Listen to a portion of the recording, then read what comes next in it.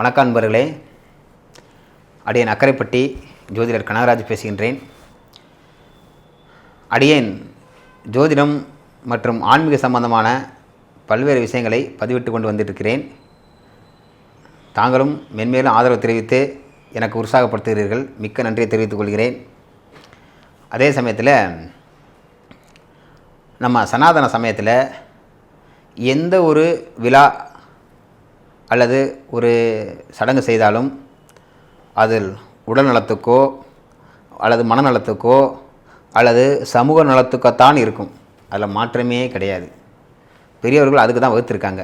எல்லா விழாக்களும் எல்லா சாஸ்திர சடங்குகளும் சம்பிரதாயங்களும் அதுக்காக தான் வகுத்திருக்காங்க. அதை நோக்கித்தான் அதோட பயணமே அமையும்.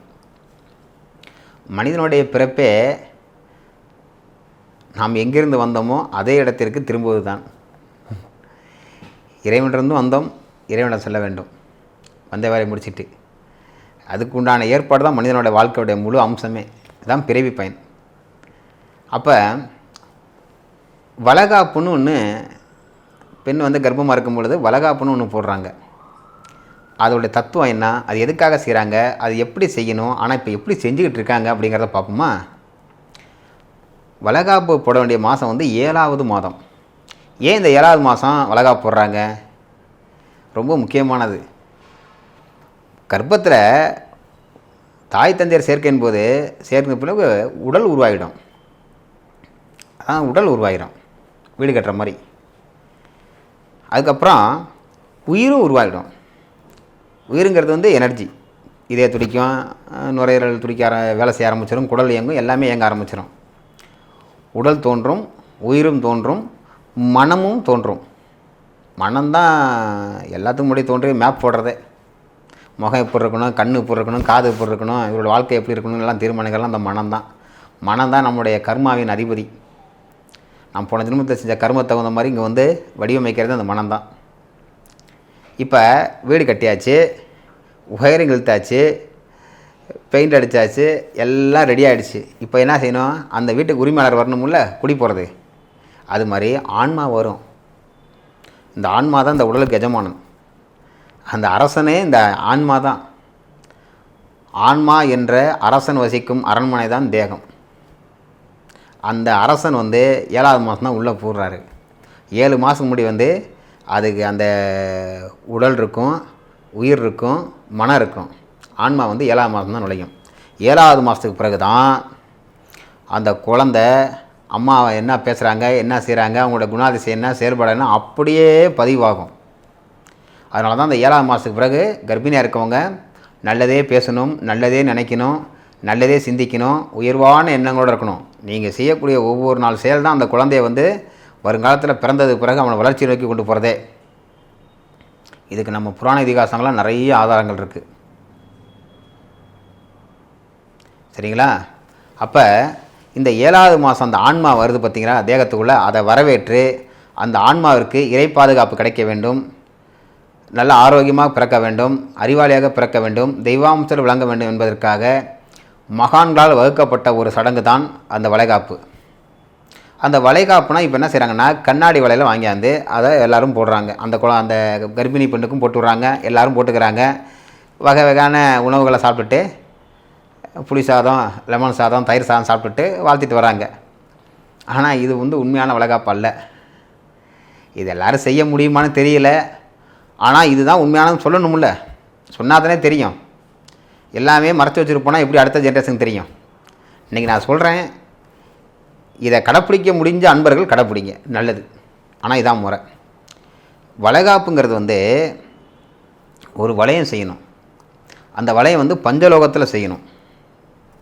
தங்கம், வெள்ளி, தாமிரம், காரியம், இரும்பு, இந்த 5 உலகம் சேர்ந்தது தான் பஞ்சலோகம்.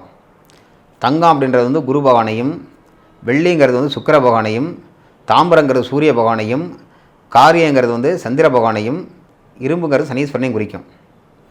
இந்த 5 உலகத்தில் ஒரு வளையம் செய்து காப்பு செஞ்சு 5 வகையான வேர் வைப்பாங்க.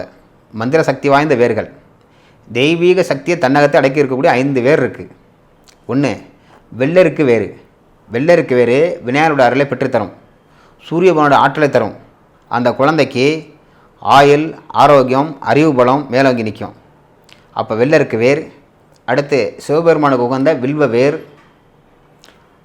அடுத்து சகல தடைகளையும் உடைக்கக்கூடிய அருகம்புல் வேர், லக்ஷ்மிக்கும் பெருமாளுக்கு உகந்த துளசி வேர், சகல விதமான பாவத்துக்கு விமோசனம் கொடுக்கக்கூடியதும் சனீஸ்வர அம்சம் பொருந்தியதும் வன்னி மரத்து வேர். அப்போ வெள்ளருக்கு வேர், வில்வ வேர், அருகம்புல் வேர், துளசி வேர், வன்னி மரத்து வேற மந்திரபூர்வமாக சாப நிவர்த்தி செஞ்சு அதுக்கு உயிர்களை கொடுத்து அதை எடுப்பாங்க. அந்த வேரை வடக்கு பக்கம் போகிற வேரை எடுக்கிறது தான் முறை. அதை எடுத்து இந்த காப்பில் வச்சு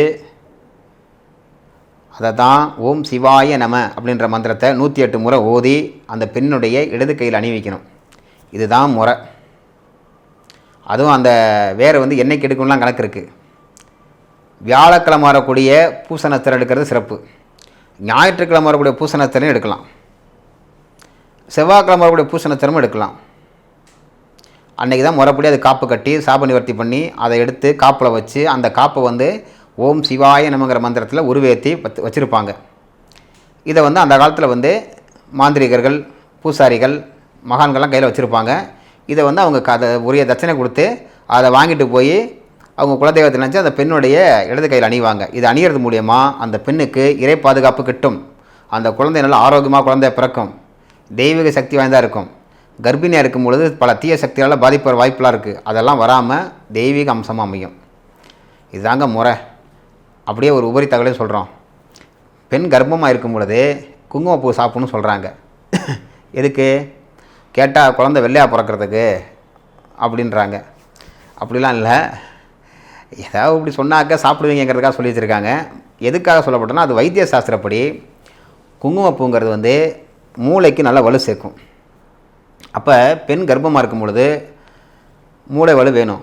பிரசவத்தின் போது அக்னி சத்தெல்லாம் குறைஞ்சி போய் நரம்பு தளர்ச்சி ஏற்பட்டு ஜன்னி வந்துடக்கூடாது, நல்லா ஆரோக்கியமாக இருக்கணுங்கிறதுக்காக அது கொடுக்கப்பட்டது தான்.